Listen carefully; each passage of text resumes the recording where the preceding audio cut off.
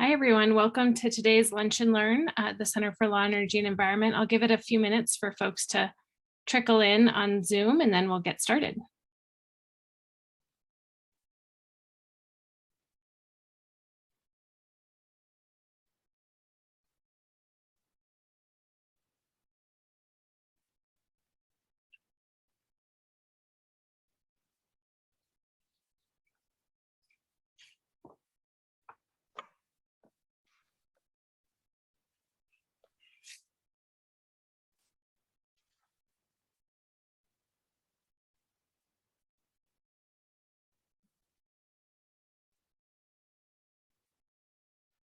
Great. Well, it looks like we're slowing down on the numbers, so I will go ahead and kick us off so we maximize our time.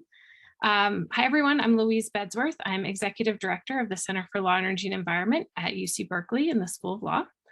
As you know, CLE is a research center within the law school, and we really help to link the expertise on campus within the law school, but the campus more broadly, with policymakers to really develop pragmatic policy solutions to environmental and energy challenges.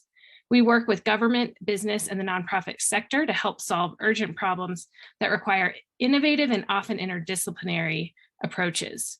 We draw on the combined expertise of faculty, staff, and students across UC Berkeley, and we really strive to translate empirical findings into practical policy solutions. Through our Lunch and Learn series, we host discussion of emergent, innovative, and pressing environmental topics. I want to say thank you to our partners who make our Lunch and Learn series possible: Oric, Hanson Bridget, and Wilson Cincini. Today's Lunch and Learn, we have a topic that I think is just terrific. I'm really excited about, and we're going to hear about some amazing work that is happening down in the Santa Clara Valley, and specifically in the Coyote Valley. This is probably some of the most innovative and integrated land use work that is happening in California today. And we're very lucky to be joined by two experts to help us understand what's happening and what's been going on over the past few years. So today we are joined by Andrea McKenzie and Marc Landgraf from the Santa Clara Valley Open Space Authority. Andrea is the general manager for the Santa Clara Valley Open Space Authority. And for more than 25 years, she's been working in conservation and to preserve open space, farmland, and wildlife habitat around the Bay Area. She's created innovative plans, policies, and public finance measures. And in 2016, Bay Nature magazine named her a local conservation hero. She serves on advisory boards for the Bay Area Open Space Council, San Francisco Bay Restoration Authority, and SPUR San Jose. And she's a past fellow of the National Conservation Leadership Institute. I've had the privilege of working with her, and she is just a terrific partner and is moving mountains to protect landscapes around the Bay Area. Marc Landgraf is the external affairs manager at the authority, and in that role, he leads the public affairs team. He's worked in land conservation for over 14 years, including at the Trust for Public Land and at the Peninsula Open Space Trust. As Director of External Affairs at Post, he's built a whole range of partnerships, traditional and non-traditional, and played a strong leadership role in the passage of Measure AA and Measure Q. So we're thrilled to have you here with us today. Thank you so much. And I will turn it over to you to share the story of the work that you all are doing. Thank you, Louise. On behalf of Marc and myself, it's a pleasure to be here at the Lunch and Learn today. And I'm going to ask Marc if he could put our slides up on the screen. So as Marc is putting that into slideshow mode, I'll start by saying that Coyote Valley is a really unique place. It's San Jose's last great open space on the urban edge. And what we're going to be talking about is that by preserving Coyote Valley and the valley floor, we're not only increasing resilience, reducing flood risk, and preserving a critical corridor for wildlife, we have unparalleled opportunities to create a nature-based community asset and a sustainable agricultural area within minutes of the nation's 10th largest city. So Marc and I are going to be talking about the importance of this multi-benefit landscape to the region, the state and local climate policies that have factored into its protection, the remarkable land acquisition partnership that led to over 1,400 acres of this landscape being protected, the future master planning of the valley that's just getting underway, and how Coyote Valley can be a model for nature-based solutions statewide. Next slide, Mark. So a little bit about the agency we work for, the Santa Clara Valley Open Space Authority. Our mission is to conserve the natural environment, to support agriculture, and to connect people to nature by protecting the open spaces, the natural areas, and the working farms and ranches of the county for future generations. As an entity, a government entity, we are a public land conservation agency, and we're a special district. And we were created by the California legislature in 1993 to balance growth in the Silicon Valley by protecting natural resources, open space, and agricultural lands. We operate across an 1,100 square mile area of Santa Clara County, which includes 5 cities and a lot of unincorporated territory.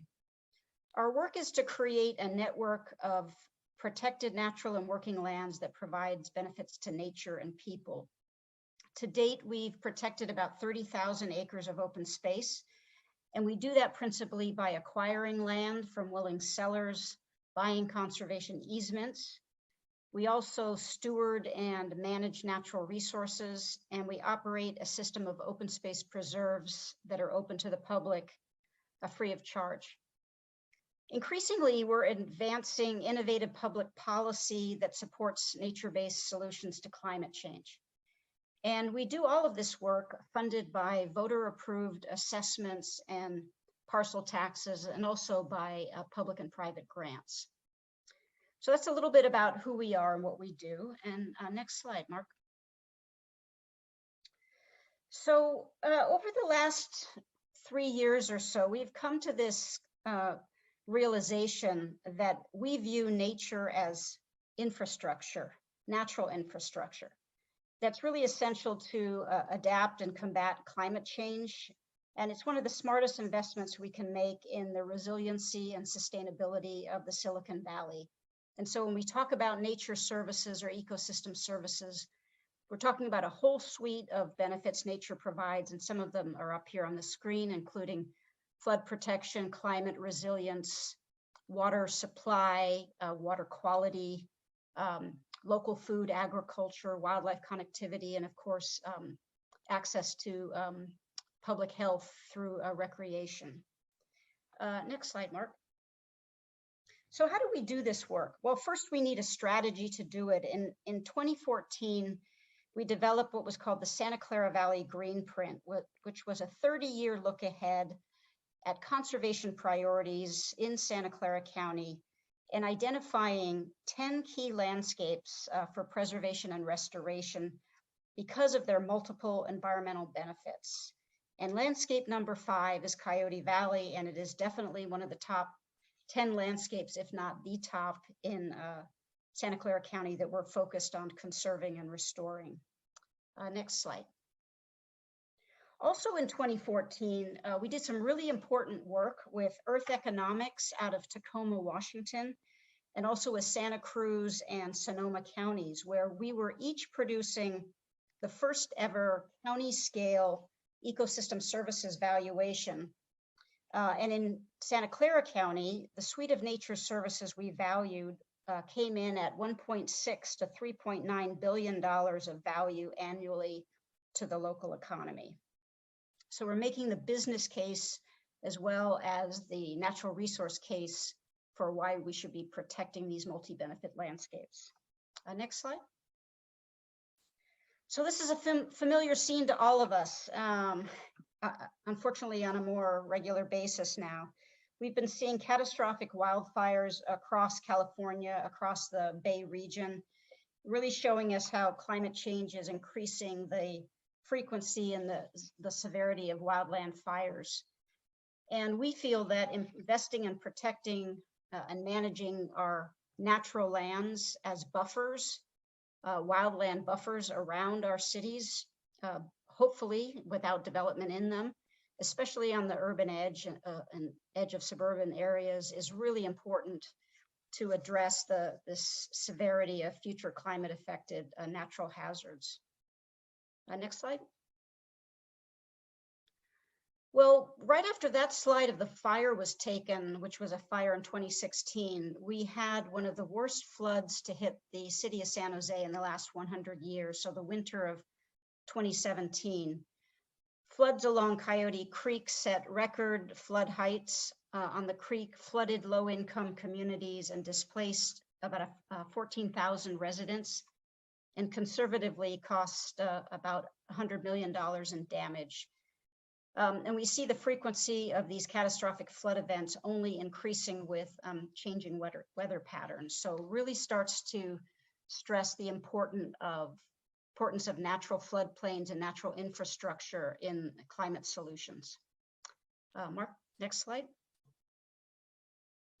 Some of you have heard the tale of the woes of the loss of Santa Clara County farmland.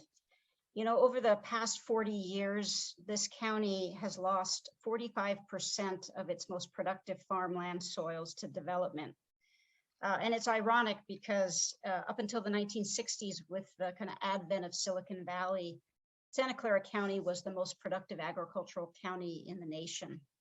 And so we think if we continue business as usual, we will lose half of the remaining farmland we have to development over the next 25 years, generating nearly 2 million metric tons of CO2 equivalent from vehicle miles traveled. When we were doing many of our studies looking at farmland and agricultural preservation, we partnered with Professor Louise Jackson at UC Davis, who did some really landmark studies that showed per acre greenhouse gas emissions from urban land are 70 times higher than on irrigated cropland and 220 times higher than on rangeland. So again, driving home the point of if we're serious about climate change, we have to start looking at the role of natural and working lands and of urban sprawl.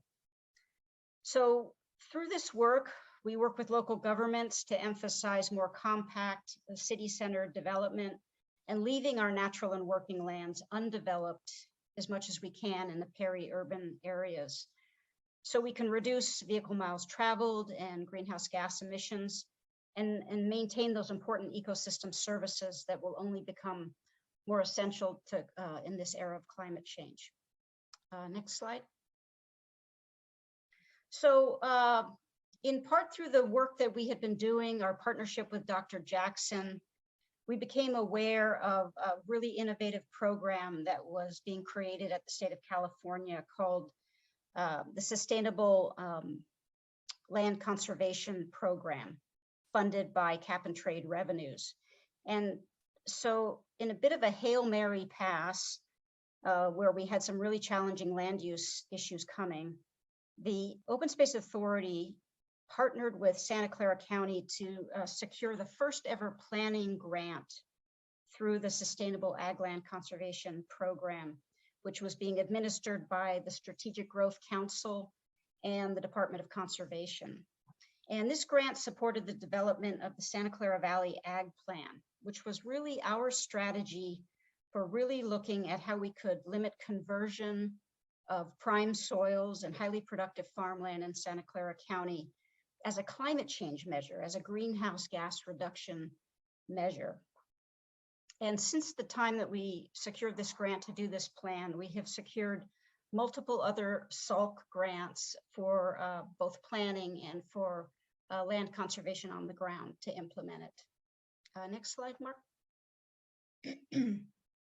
So let's zoom into the Coyote Valley, and this aerial image is showing you this narrow area, this bridge of an area called Coyote Valley, just south of this large San Jose footprint and just north of the city of Morgan Hill.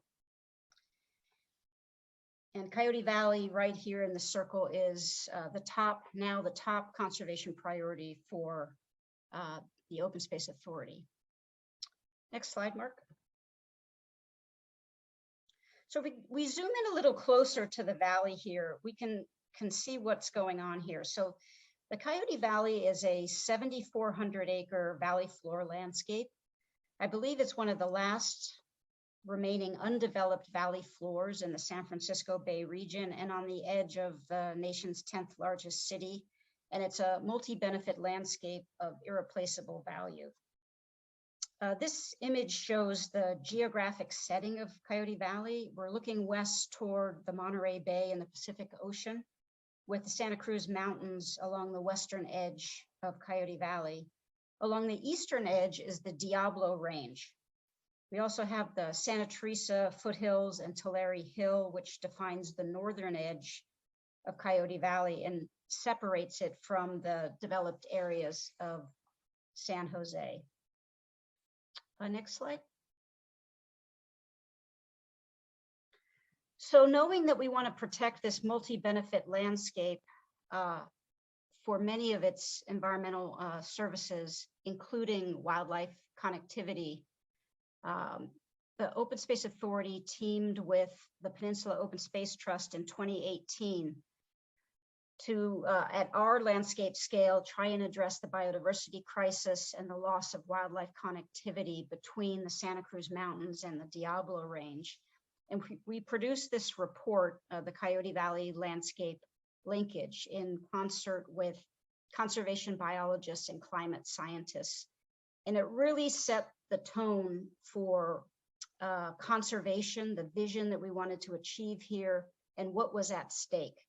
Because over decades of proposed land use changes and development in this area, never before had scientists and conservation biologists pulled together the kind of information that showed just how important this landscape was to the region and including to San Jose. Next slide. So many of you won't be surprised to hear that Coyote Valley is a biodiversity hotspot where hundreds of species, some found nowhere else, depend on the Coyote Valley for survival, for habitat, for food, for reproduction, for migration. Next slide. So I really like this kind of, we call it a heat map. And as you look south from the developed San Jose toward the Coyote Valley, you can see how essential this wildlife linkage is, connecting over 1 million acres of habitat in the Santa Cruz Mountains and the Diablo Range, where conservationists have already spent $3 billion to invest in the conservation of habitat on either side of Coyote Valley. So by protecting and enhancing this essential wildlife linkage, we ensure connectivity, we stave off extinctions of species, including the mountain lion, and we provide animals and plants the ability to adapt and move to address the challenges of climate change. Next slide. Water becomes a really important theme in Coyote Valley and its environmental benefits. This map is showing that Coyote Valley has the last remaining undeveloped floodplains in the entire Silicon Valley, about 2,500 acres shown there in blue. This is upstream of San Jose along the Coyote Creek. All of the remaining 100-year floodplains in San Jose have already been urbanized. So those are all shown in red. So let's take a look at what that really means. So next slide. So this slide was taken in the winter of 2019. And it just shows that Coyote Valley plays a really critical role in water resources management and natural flood management. At the very northern or the upper part of this slide is the Laguna Seca, which is the largest remaining freshwater wetland in the South Bay and a major stop for migrating birds on the Pacific Flyway. It's also the lowest point or the bathtub in this 7,500 acre Coyote Valley, and it's a natural place where water wants to collect. It's amazing to think that previous development proposals, up to 6 million square feet of campus industrial development and 25,000 homes were planned for this landscape as late as the early 2000s. So much of Coyote Valley, as you can see, remains in floodplain. And after storms like this in the winter of 2019, it acts like a giant sponge, It captures the storm water, spreads it, sinks it, and slows its flow to downtown San Jose, lessening flood risk to downstream communities. So that's a lot to kind of just lay out the context of why Coyote Valley is such an irreplaceable multi-benefit landscape. And I'm going to turn it over to Marc, and he's going to talk about strategic land acquisition that we've been doing over the last few years and some of the really critical public policy tools that were tools in the toolbox for us to get to the place that we are today. So Marc, I'll turn it over to you. Thanks, Andrea. And thank you, Louise, earlier for the introduction.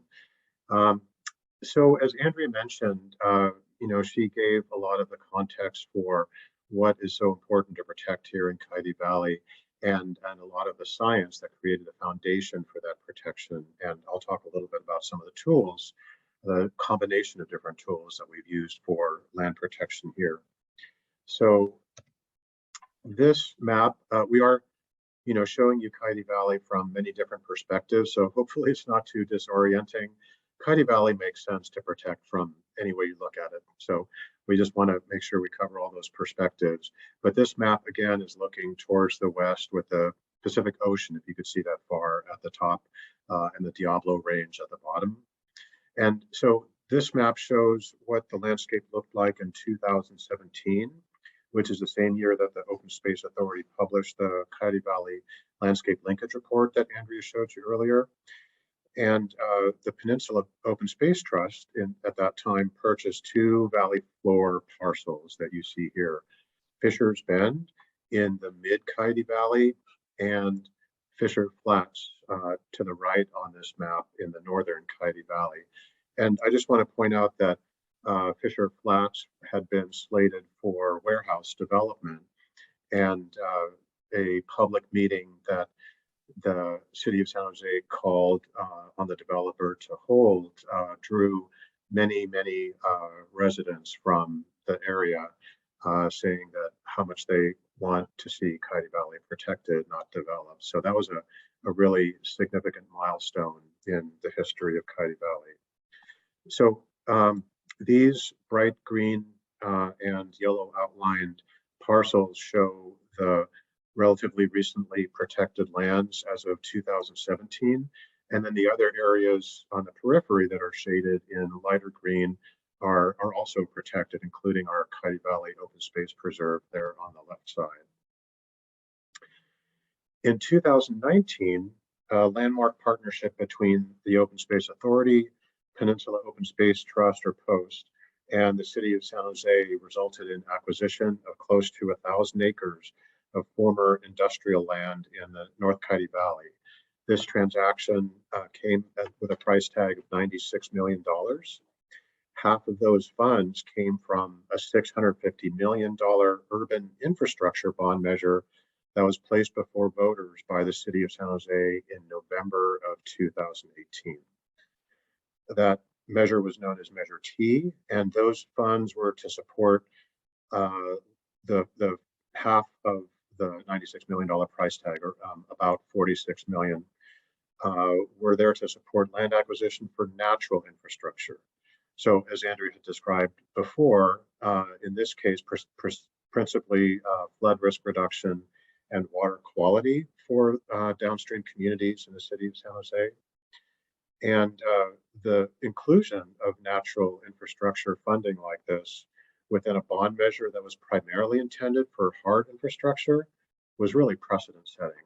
This was a significant step by the city of San Jose that resulted in this North Coyote Valley conservation area being formed through permanent protection. So fast forward to 2022, this is what the Coyote Valley conservation landscape looks like today. As you can see, additional properties were protected by the Open Space Authority and by POST in the mid-Coyote Valley. Those lands combined with the North Coyote Valley Conservation Area result in a total of approximately 1,450 acres of valley floor land that are now permanently protected. there are additional lands in the hills adjacent to the valley floor that were also protected, and that's in addition to the 1,450 acres. Once the North Coyote Valley properties were conserved, there was a domino effect of other landowners willing to sell their land for conservation rather than holding out for development. So it really took those first properties to be protected in the north, and people were seeing the writing on the walls, and much more land conservation opportunity came to the fore. So in addition to this land acquisition activity, there are a number of policy items that were going on in parallel. And these policy updates in the first 4 bullets are mentioned in chronological order. And so I just want to briefly describe what those are here. They're really significant in the big picture of how North Coyote Valley has been protected. So in 2019, Assemblymember Ash Kalra authored a bill known as AB 948, and which created the Coyote Valley Conservation Program. It identifies Coyote Valley as a landscape of statewide importance and describes the natural infrastructure benefits that accrue to the state and, of course, the region and local municipalities, and also identifies the Santa Clara Valley Open Space Authority as administrator of that program. Now, it doesn't give us any regulatory authority. It merely opens the door for future state funding through this recognition of the landscape as being important to the state, and it also allows us to review and comment on proposals for conversion of land use in Coyote Valley. But again, it gives us no regulatory authority. So that was a significant step that helped with the future actions that I'm describing here as well. So in November of 2021, the San Jose City Council made a historic decision to change the general plan land use designation in North Coyote Valley from industrial to open space and agriculture, or otherwise people call that downzoning, at least when it's related to the zoning. They also removed the urban reserve designation from Mid-Coyote Valley, and the city moved the allocation of 50,000 jobs from Coyote Valley into the city center and removed Coyote Valley as an employment lands area. Following that really significant action by the city of San Jose, 1 month later in December of 2021, the Santa Clara County Board of Supervisors voted to create a climate resilience district, which is a planning overlay over the Mid and South Coyote Valley. As we're going through this, I'm going to show you another slide that sort of shows the political boundaries here in Coyote Valley, with North Coyote Valley that is in the San Jose city limits to the right. Mid Coyote Valley, that's the subject of the urban reserve that I mentioned the city of San Jose had released in the November of last year, and then South Coyote Valley, which was already in the county's jurisdiction. So the coordinated actions between the county of Santa Clara in December of 2021 and the action by the city of San Jose just the month before, they were not in that close sequence by accident. They were closely coordinated so that as the city of San Jose released its urban reserve in the Mid-Coyote Valley, that there wouldn't be a vacuum allowing development to take place there in a flurry of activity, but rather have the county then see to its protection as a close follow-on to the city's action. And that coordination between the city and the county was helped in great part by SPUR, the urban planning organization that has offices in San Francisco, Oakland, San Jose. They were instrumental in coordinating the planning departments between the city of San Jose and the county of Santa Clara. And go back a slide to our other policy items. So as you, I'm sure are aware, recent executive order by the governor of California resulted in action on 30 by 30, which is protection of 30% of California's land and water by the year 2030, and the complementary climate smart land strategy that works towards mitigation of climate through nature-based solutions. And those have also featured Coyote Valley. In fact, Coyote Valley is featured on the cover of Pathways to 30 by 30 document. And both of these policies really speak to the type of preservation that we're doing in Coyote Valley. The authority has also worked with the City of San Jose to integrate a natural working lands element into the city's climate action plan, which is known as Climate Smart San Jose. So that element looks at how natural and working lands within the city's sphere, including in Coyote Valley, can sequester carbon, and how climate smart land use planning can help the city achieve its goals to be net zero by 2030. The City Council has directed and is funding a planned study of the dilapidated Monterey Road corridor, the former Highway 101. I'm going to go back to my map here for just a second. Monterey Road here is that very straight road just to the west of Highway 101 that currently presents a major barrier to wildlife movement.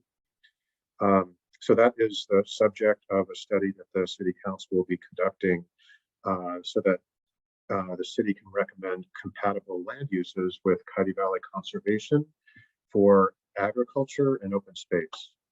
The city will also partner with Post and the Open Space Authority to study the feasibility of modifications to the concrete median barrier on Monterey Road to reduce wildlife vehicle collisions and improve wildlife permeability.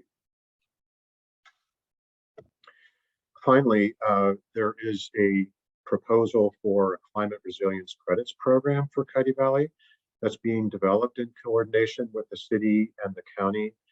And thankfully to CLE, they are an important partner in this process, as is Ecometrics, and the process is being funded by the Peninsula Open Space Trust.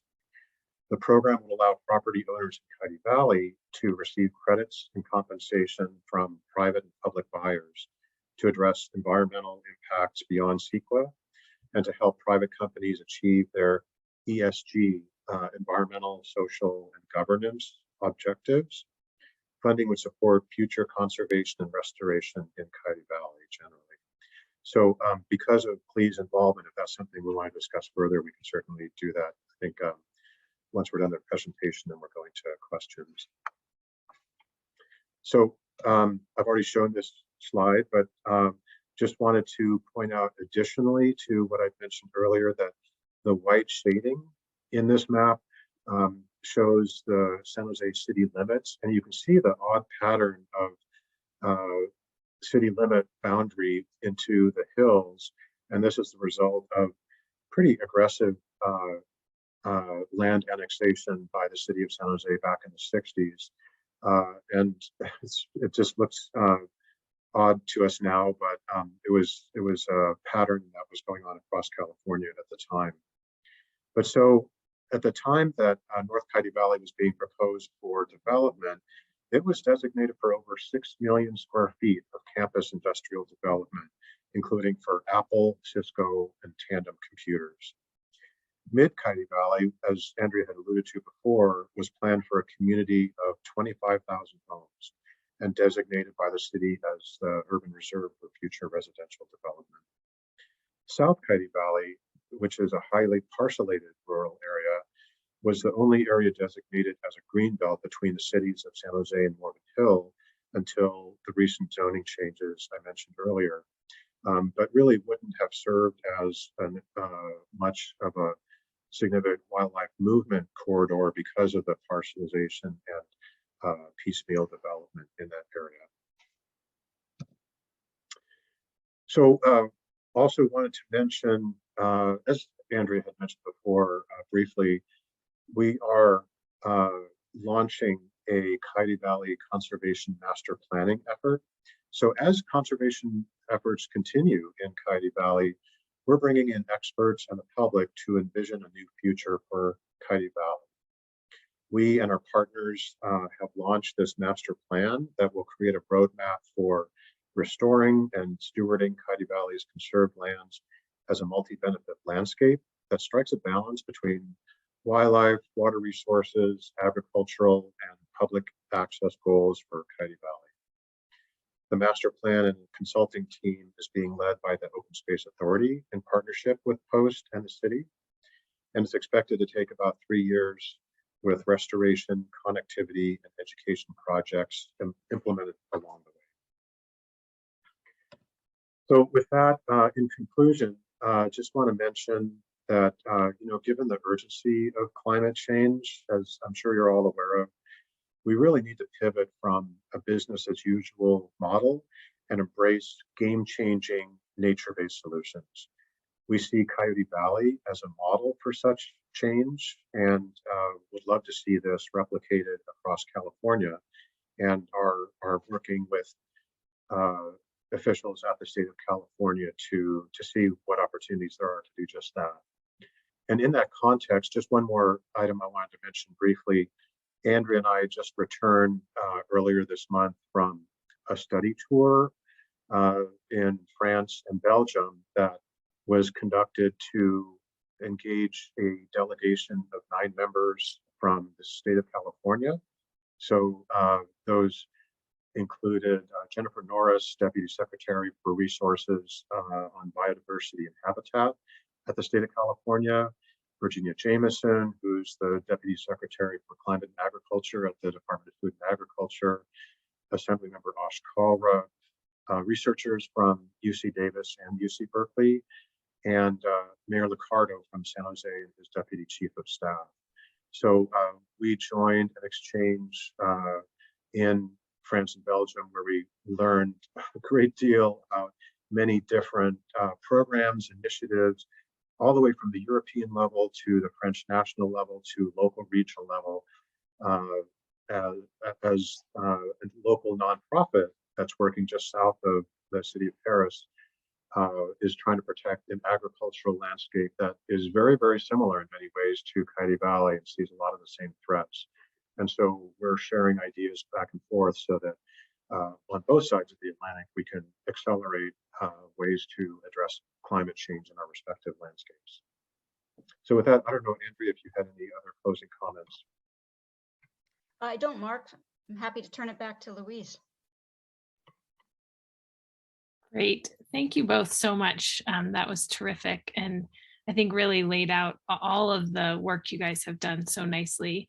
I would encourage everyone to put questions into the Q&A and we will go through those. And while that's happening, one thing I would love to have you all elaborate on, because what I think is so incredible about what you all have accomplished is really all of the pieces that have come together and the partners that have come together in the landscape that you're working in, across the city, the county, Post, just Peninsula Open Space Trust, if we haven't said that already, and the planning decisions that have gone along with that. And we know that doesn't just happen, right? That takes a lot of work and effort. And I was wondering if you could speak a little to just what you see as some of the key areas of success, or sort of what have helped.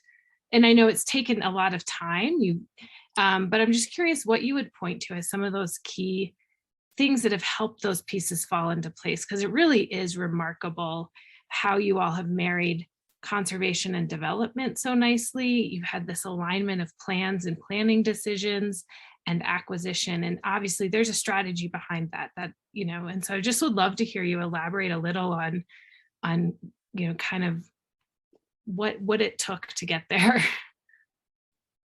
Well, maybe I'll take a stab at it first and then turn it over to the real strategist, Mark, who works so closely with local government. But, Coyote Valley back in 1987 was at the top of the list for conservation in Santa Clara County by a group of citizens and county supervisors and other elected officials.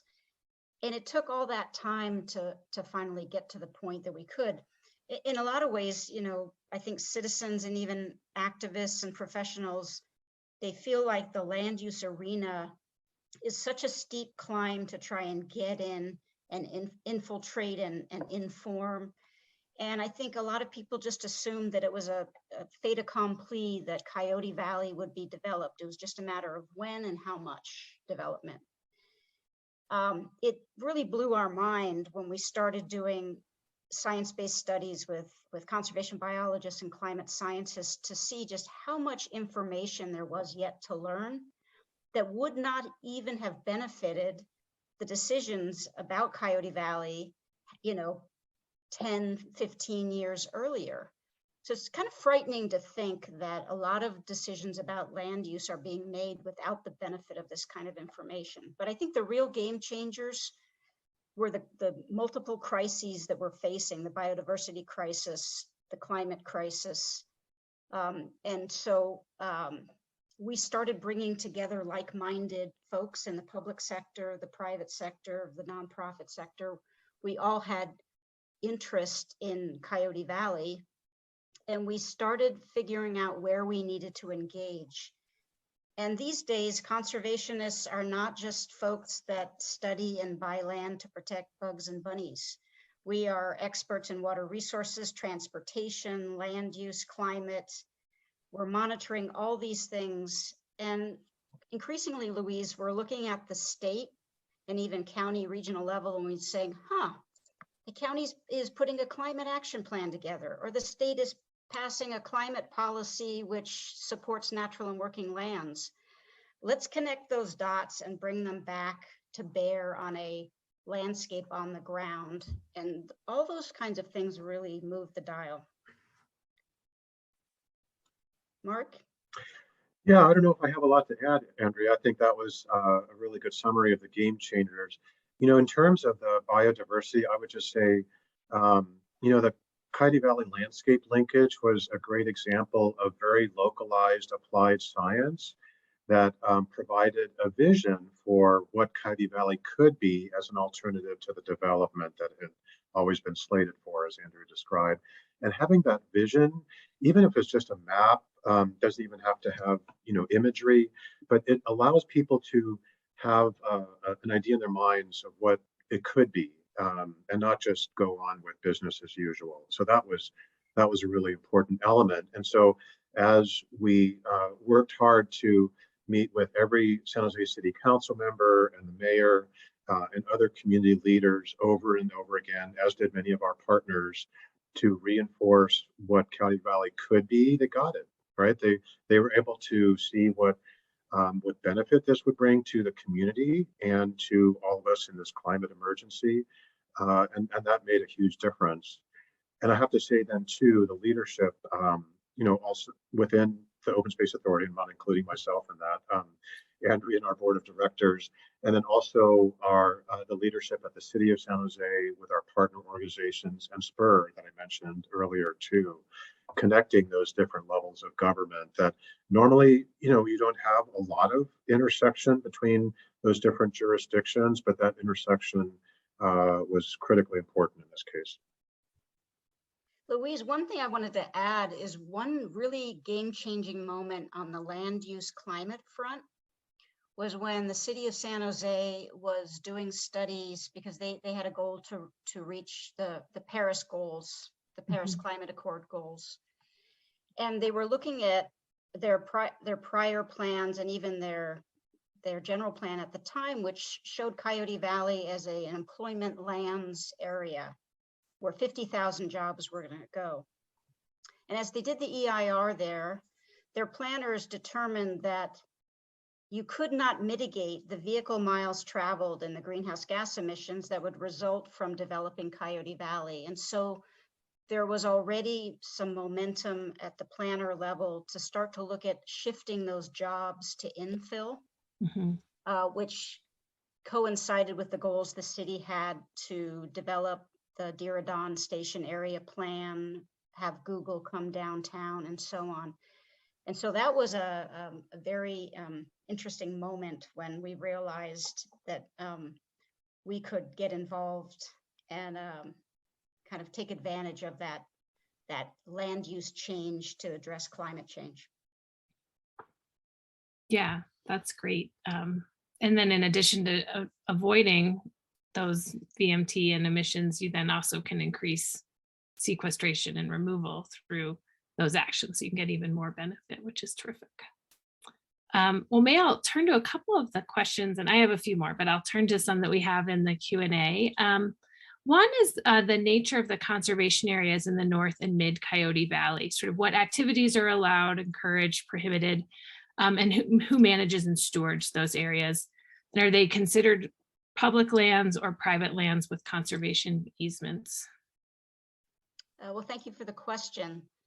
The ownership of the lands currently, the conservation lands, was in part driven by the transaction done, the three-way transaction between the Open Space Authority, Post, and the City of San Jose.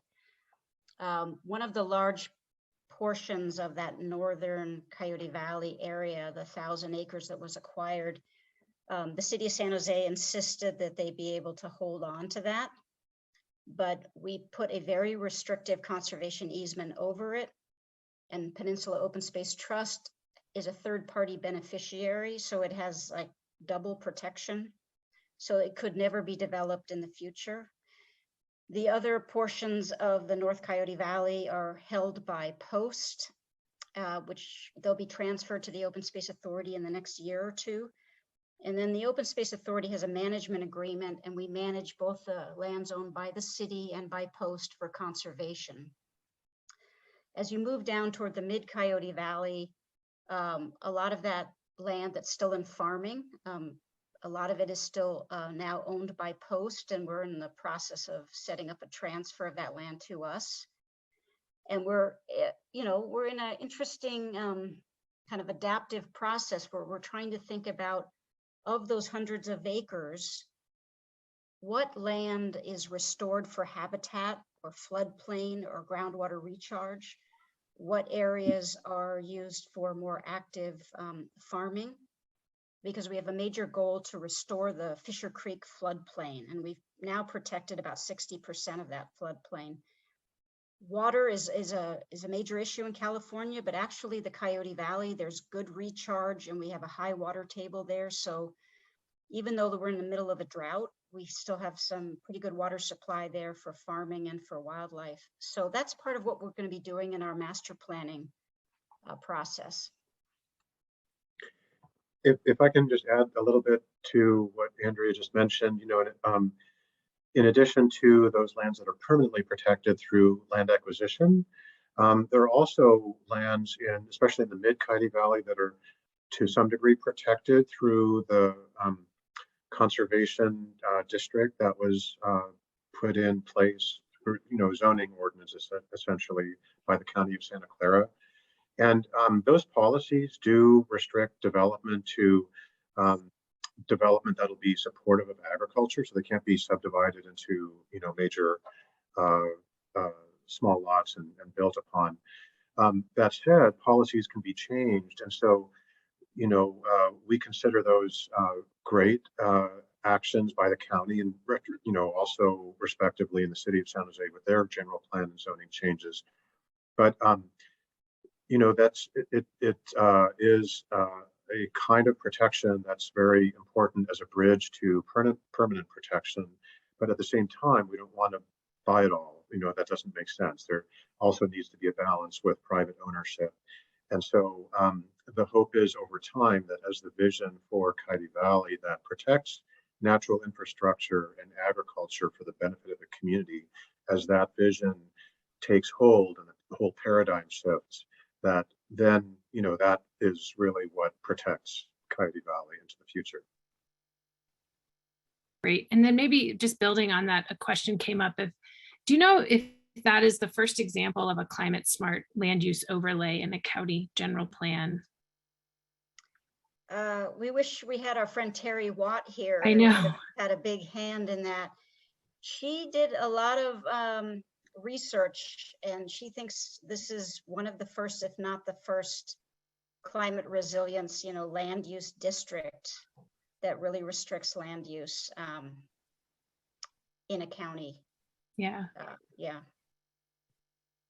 And there's a number of questions in here as well about public trust, but also public engagement in the process. And I know that is a big focus of the master planning process that you all have, but maybe just expand a little on how public partnership, I know you've also done a lot of tribal engagement, how that is playing into the work that you all are doing.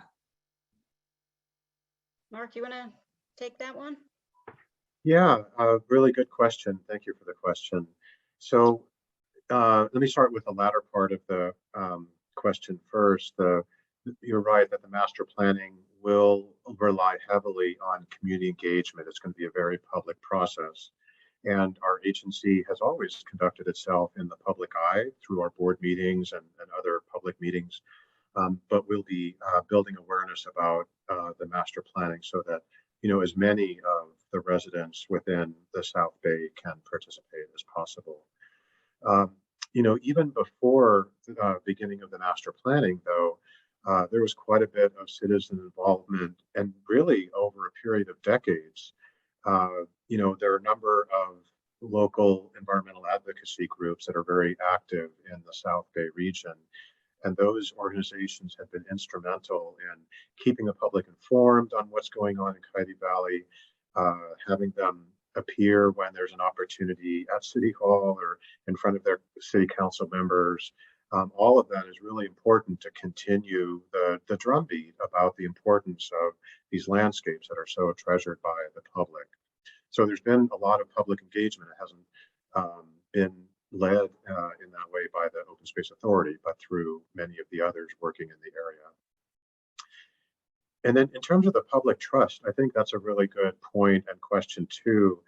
And I'm not intimately familiar with the public trust doctrine, I have to say, but as a concept, I believe that that's an important element of what we're trying to convey here to the public. It's just that private property rights so often supersede what should be in the public trust, and there's a lot of influence, of course, from that private property. And of course, we all need places to live and work and travel, etc. But we need to balance that with the protection of those things that are important for community resilience as well.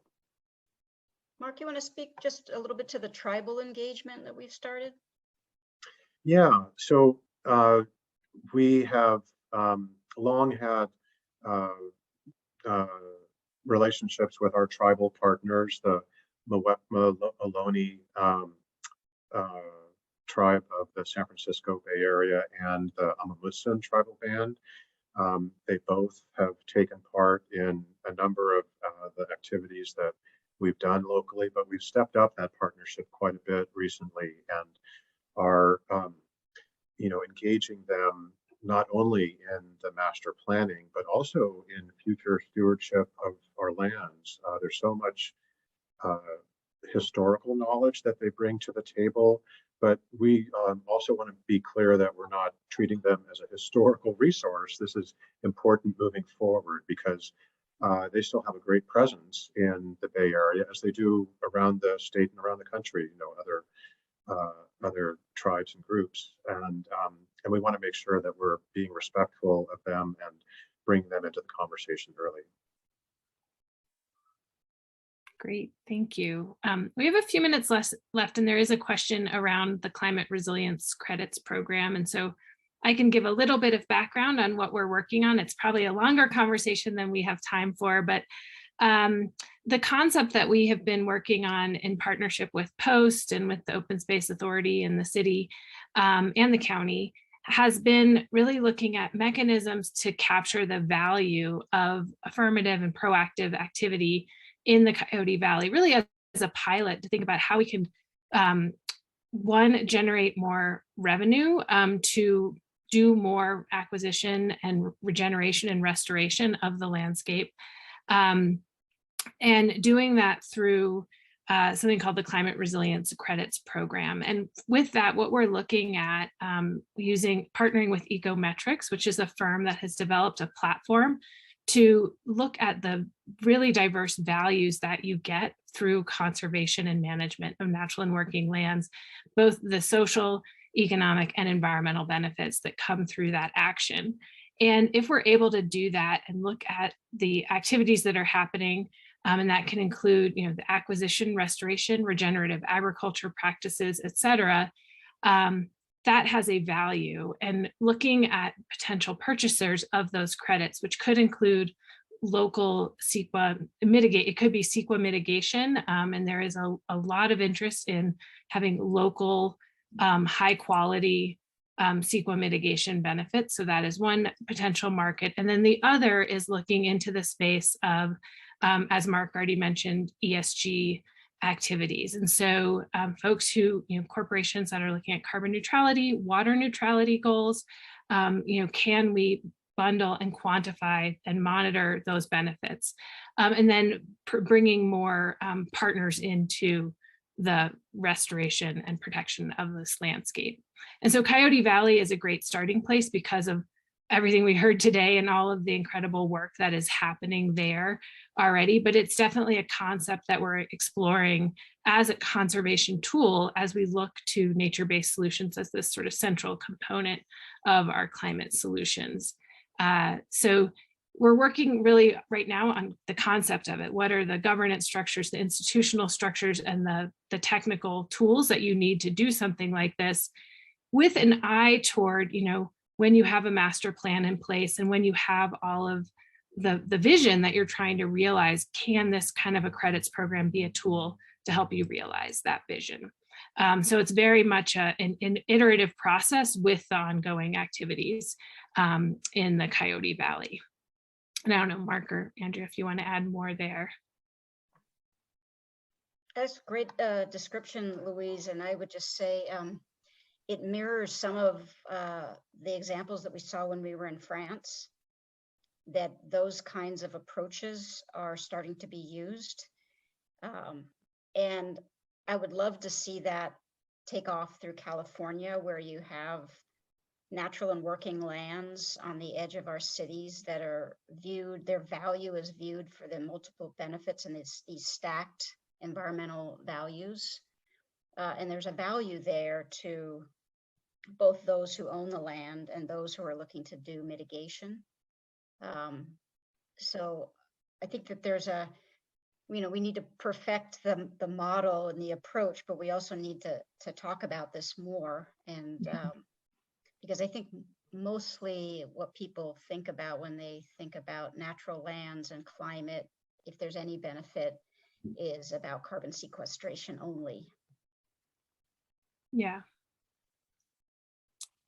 Yeah, and so I think, certainly we will have more to share on that and, continue working on it moving forward. And, it is, I think the water piece is one we've also been exploring, as you mentioned, the water, both flood management, but also groundwater recharge is another piece of this that we're increasingly looking with our water program at CLE as well. So it's an exciting area, but I think a really important area for conversation and learning, because it is, there's a lot of questions that come along with it. So we're trying to explore all of those. So I think I think we got to all of our questions for the most part here. And I would just like to say thank you all so much. I don't know if you have any closing words words of wisdom you'd like to share with us. But I would just like to thank you and congratulate you all on the amazing work that you're doing. Thanks so much, Louise. It was a real pleasure to be here today. Yeah, thank you from me as well. Really enjoyed the opportunity. Great, and thank you for everyone for joining us. Please keep an eye out for future Lunch and Learns. And again, thank you to our partners, Hanson Bridget, Oric, and Wilson Cincini. And thank you for everyone for spending a little time with us today.